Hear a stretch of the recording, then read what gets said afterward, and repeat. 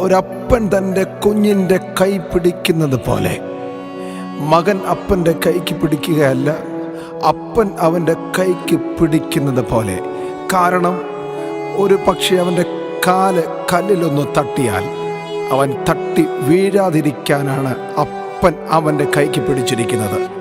കഴിഞ്ഞ ആണ്ടിൻ്റെ ആരംഭം മുതൽ ഈ നിമിഷം വരെ ഞാൻ അങ്ങോട്ട് പിടിച്ചതല്ല, മറിച്ച് ആ കൈ കൊണ്ട് എൻ്റെ കരത്തെ പിടിച്ച് ഓരോ ചുവടും അത്ഭുതകരമായി എന്നെ നടത്തി.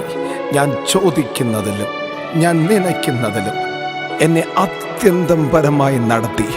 കൂട്ടുകാരിൽ പരമായി ആനന്ദ തൈലം കൊണ്ട് അഭിഷേകത്താൽ നിറച്ച് എത്ര സ്തുതിച്ചാലും എത്ര പാടിയാലും തീരാത്ത രീതിയിൽ ദൈവം എന്നെ അത്ഭുതകരമായി നടത്തുന്നു.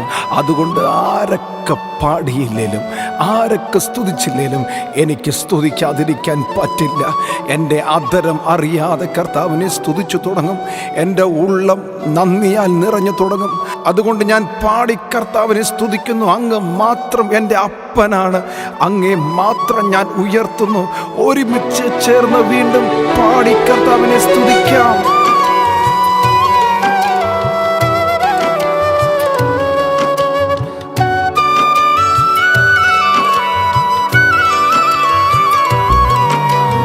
അങ്ങേ